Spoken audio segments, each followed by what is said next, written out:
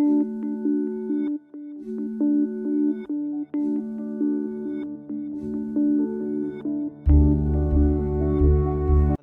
me, कृपस कतिवटा from pointzero.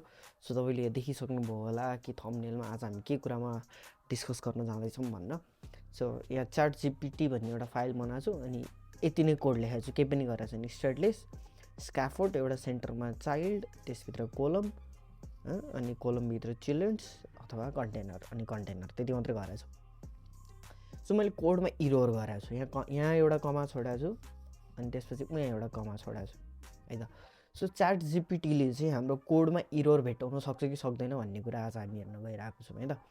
So error भनेको यो कन्टेनरभित्र यतिमा मात्रै छ. सो हामी यतिलाई मात्रै कपी गरौँ, यतिलाई मात्रै कपी गरौँ. एन्ड म केही पनि भन्दिनँ यो कोड कुन ल्याङ्ग्वेजबाट लेख्या हो होइन, कुन फ्लटर हो कि के हो, म केही भन्दिनँ. Is there something wrong with this code? Okay, code ला यति भनौँ अनि पेस्ट गरिदिउँ है त यति कोडलाई. सो लेट्स सी अब के गर्छ. Okay, syntax error, nice, return. Okay हेर्नु त. ओके, च्याट जिपिटीले के भन्दैछ भने तपाईँको कोडमा एरर छ, सिन्ट्याक्स हाइट र विड्थमा तपाईँले कमा दिन छुटाउनु भयो, त्यही भएर करेक्ट चाहिँ यो हो भन्यो. सो यतिलाई कपी गरौँ, लेट्स चाहिँ करेक्ट हो कि होइन, अनि यहाँ लगेर पेस्ट गरौँ. ओके, करेक्ट भयो है.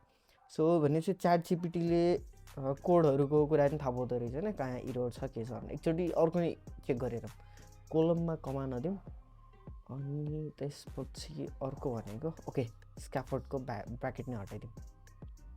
सो हामी यतिलाई फेरि कपी गरौँ रिटर्नसम्म. ओके, रिटर्नसम्म स्क्याफोल्डसम्म गरौँ ल. स्क्याफोल्डसम्म कपी गरौँ and again the question. Is there thing wrong with this code? Okay, let's see. अब यो पत्ता लगाउँछ कि लगाउँदैन हेरौँ है त. Several issues रे scaffold word process wrap with the okay.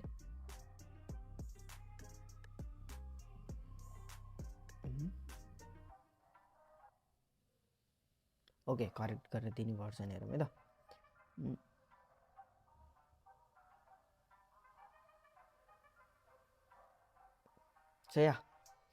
So हामीले कहाँ मिस्टेक गरेका थियौँ, एकचोटि यसलाई नै कपी गरौँ स्क्याफोल्डसम्म. अब हेरौँ हाम्रो पेस्ट. ओके ओके, सो हाम्रो कोड मिल्यो भनेपछि च्याट जिपिटीले कुनै पनि कोडहरू इरोर छ भन्ने थाहा पाउँदो रहेछ. सो अर्को चाहिँ अब कसरी चाहिँ यो कोड कुनै पनि कोडहरू हुन्छ होइन, प्रोग्रामिङमा धेरैवटा कोडिङहरू हुन्छ. अब जस्तै त्यो प्रोग्रामिङ चाहिँ त्यो कोडिङ चाहिँ बुझिन्छ कि बुझिँदैन त होइन, एक्सप्लेन गर्नु. अब जस्तै म यतिलाई नै कपी गरिदिन्छु, के भन्छु भने प्लिज एक्सप्लेन दिस कोड भन्छु त, अथवा can you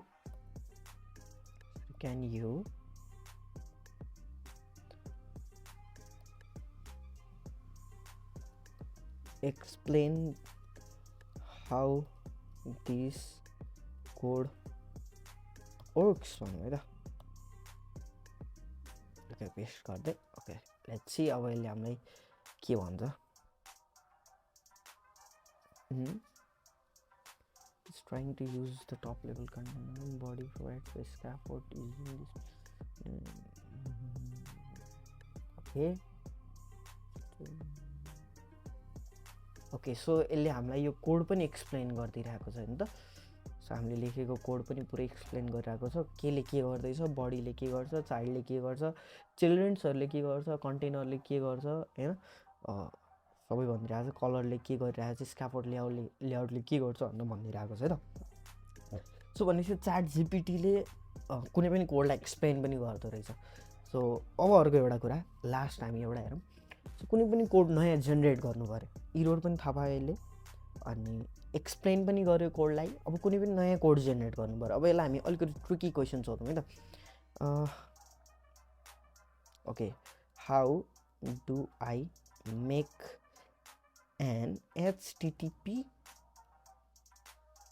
request in okay केमा सोधौँ फ्लटरमै सोध्छ है त in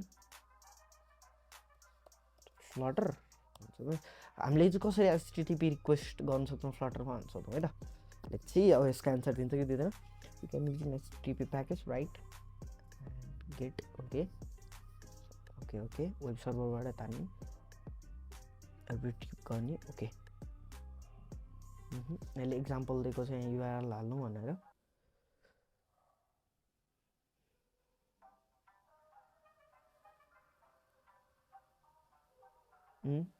this is out example post रिक्वेस्टको नि इक्जाम्पल दिँदैछ कोडको यो इरोड छ कि छैन हेरौँ है त अब अभियसली इरोड त हुँदैन नि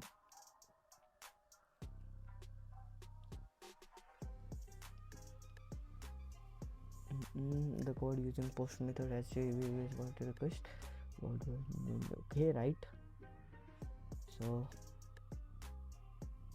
हामीले डिओ प्लस चपर भन्ने पनि युज गर्न सक्छौँ भनेर तर हामी एचटिटिपी पनि युज गर्छौँ है सो या यसले भनेको छ कि गर्न मिल्छ भनेर भनेपछि कोड पनि जेनेरेट गर्दो रहेछ है तपाईँले आफैले पनि ट्राई गर्नुभयो पनि हुन्छ अनि अब यो कोड चाहिँ कहाँ अब यो अचम्मसँग आएको आकाशबाट आएको होइन यो कोड चाहिँ पहिले पनि गुगलमा क्रोममा होइन इन्टरनेटमा भनौँ त इन्टरनेटमा पहिलेदेखि थियो यो कोडहरू सो विशेष गरी च्याट जिपिटीले चाहिँ के गर्यो भने सबै कोडहरूलाई चाहिँ एकै ठाउँमा ल्यायो र के चाहिएको हो त्यो मात्रै दियो गुगलले चाहिँ के गर्थ्यो तपाईँलाई धेरै कुराहरू सजेस्ट गर्थ्यो होइन जस्तै कि यो कोड मिलाएको छ कि छैन भनेर पनि अब हामीले ओभर स्ट्याकमा हेर्न मिल्थ्यो अलिक धेरै लेन्दी प्रोसेसहरू हुन्थ्यो तर च्याट जिपिटीले चाहिँ तपाईँलाई केमा हेल्प गर्ने भयो भने यही कोड कसरी काम गरिरहेछ भनेर ठ्याक्कै भनिदिनु भयो अनि कोडमा इरोर पनि भनिदिनु भयो प्लस कोड जेनेरेट पनि गरिदिनु भयो अब यो जेनेरेट गरेको कुरा अहिले बाहिरबाट लिएको होइन त्यही इन्टरनेटबाटै लिएको पहिला आजभन्दा 3-4 वर्ष अगाडि अथवा हिजो भर्खर भएको कोडहरू नै लिएको